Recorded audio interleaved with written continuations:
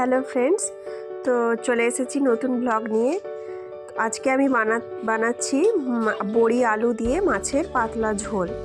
তো দেখুন আমি কিভাবে এই ঝোলটা আমি বানাই। তো এটা খেতে খুব টেস্ট লাগে, একটু হালকা হালকা হয় ঝোলটা।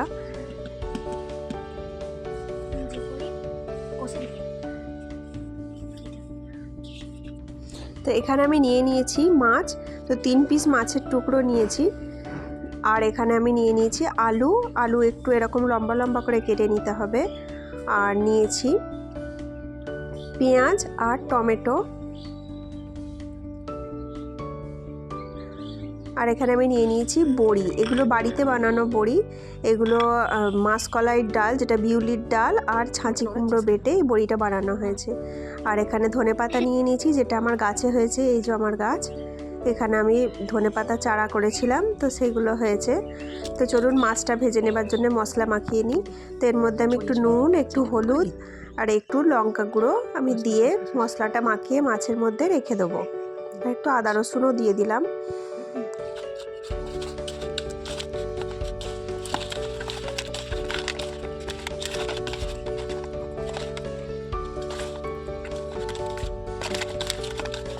মশলা মাখানো হয়ে গেছে। আর আমি কিছু কটা মটরশুঁটি আমি ছাড়িয়ে নেবো, যদি থাকে দেবেন, না হলে না দিলেও অসুবিধা নেই। তো আমার ছিল, তাই আমি কটা দিয়ে নিচ্ছি। মটরশুঁটিগুলো আমি একটু ছাড়িয়ে নিচ্ছি।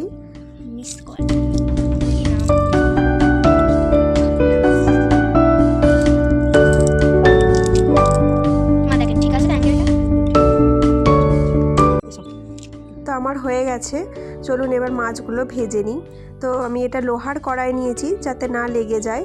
তো আপনারা যে কোনো কড়াইয়ে নিতে পারেন। তো আমি লোহার কড়াইটার মধ্যে মাছগুলো ভেজে নেবো একটা একটা করে।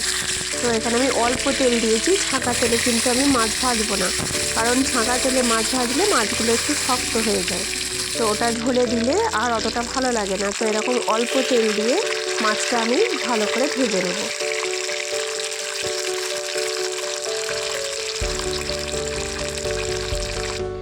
আমার মাছ ভাজা হয়ে গেছে, তুলে নিয়েছি। এবার আমি ওই তেলের মধ্যেই বড়িগুলো দিয়ে দেবো ভেজে নেবার জন্য। তো বড়িগুলো আমি একটু নেড়ে চেড়ে ভালোভাবে লাল লাল করে ভেজে নেব।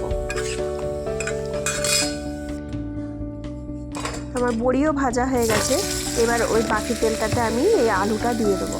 আলুগুলো আমি একটু নুন আর হলুদ দিয়ে ভালো করে খুব অল্প করেই ভেজেছি, খুব ভালোভাবে ভাজার দরকার নেই। তো দেখুন মাছ আর এই বড়ি আমি তুলে নিয়েছি ভেজে।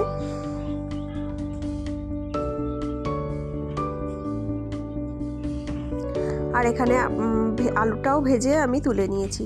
তো এবার আমি একটা হাঁড়িতে বা এরকম একটা ডেচকির মধ্যে আমি যাতে আপনারা রান্না করবেন। তো এখানে আমি সাদা তেল দিয়ে নিচ্ছি। আমি এটা হালকা ঝোল করব, তাই এটা সাদা তেলে আমি রান্না করব। তো এখানে সাদা তেল দিয়ে নিলাম অল্প করে। তো এর মধ্যে এবার আমি পেঁয়াজ দিয়ে দেবো। এখানে আমি 1.5 খানা মতো পেঁয়াজ নিয়েছি, বেশি পেঁয়াজ আমি দেবো না। তো পেঁয়াজটাকে আমি লাল করে নেবো এবার একটু। তো লাল হয়ে গেছে আমার পেঁয়াজটা, আমি আলুগুলো দিয়ে দিলাম। আলু আর পেঁয়াজটা আমি এবার ভালো করে আরেকটু ভেজে নিই।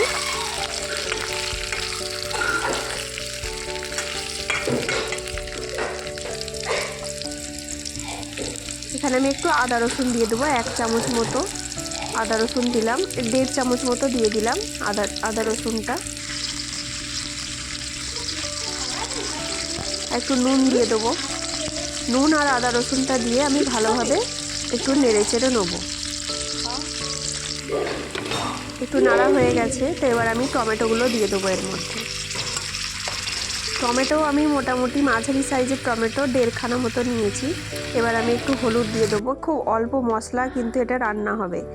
তো একটু 1 চামচ হলুদ দিয়েছিলাম, 1 চামচ জিরে ধনে, না 1 চামচ নয়, আর 1 চামচের আর একটু বেশি দিয়ে দেবো। আর এখানে কাশ্মীরি লঙ্কা দিলাম একটু, আর ঝাল যেমন খাবেন, আর ঝাল লঙ্কা অল্প করে তো দিলাম। আমি ঝালটা এখানে একদমই কম খাবো, তাই ঝাল কম দিয়েছি। আর এখানে আমি আর একটু হলুদ আর জিরে ধনের পাক গুঁড়ো আর একটু দিয়ে দিলাম। এবার আমি ভালো করে মশলাটাকে কষিয়ে নেবো।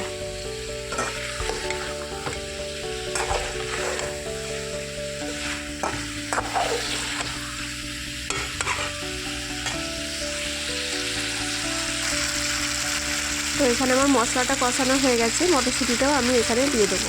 মটরশুঁটিটা দিয়ে দু একবার নেড়ে তারপর এখানে আমি জল দিয়ে দেবো। তারপর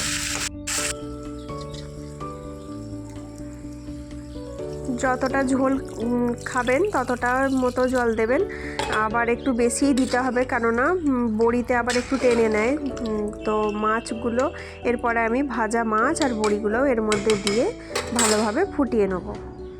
তো চলুন, হয়ে গেছে এটা। আমি এবার মাছগুলো দিয়ে দিই। মাছ আমি দিয়ে দিলাম 2 পিস দিলাম, 1 পিস আমার মেয়ে ভাজা খাবে তাই 1 পিস আর দিলাম না, 2টো দিলাম। আর বড়িগুলোও এর মধ্যে দিয়ে দিলাম। তো দেখবেন যেন বড়িগুলো একটু ডুবে থাকে, নাহলে বড়িগুলো আবার সেদ্ধ হতে চাইবে না। এগুলো একটু সাইজে একটু বড় বড়িগুলো, তাই যে কোনো বড়ি দিয়ে আপনারা রান্না করতে পারেন। তো আমি এখানে বড়ি আর মাছগুলো ভেজে দিয়ে দিয়েছি। তো আমি একটু আলুটা দেখলাম, আলু বড়ি আমার মোটামুটি সেদ্ধ হয়ে গেছে। 10 মিনিট মতো আমি ফুটিয়েছিলাম, আর তারপর আমি এখানে ধনেপাতাগুলো দিয়ে দিলাম। তো আমার রান্না মোটামুটি কমপ্লিট। তো আর একটু ফুটে গেলেই আমি এটা নামিয়ে দেবো। তরকারিটা যতক্ষণ ফোটাবেন ততক্ষণ কিন্তু গ্যাসের আঁচটা একদম কমিয়ে দিয়ে ফোটাবেন, নাহলে তেলটা উড়ে যাবে। তো হয়ে গেছে আমার রান্না একদম কমপ্লিট। তো দেখুন, এই মাছ আলু বড়ি দিয়ে এই রান্নাটা কিন্তু অসাধারণ কিন্তু টেস্ট হয়। আপনারা এটা খেতে পারেন। তো এই রেগুলার রান্নার জন্যে এটা একদম পারফেক্ট রান্না।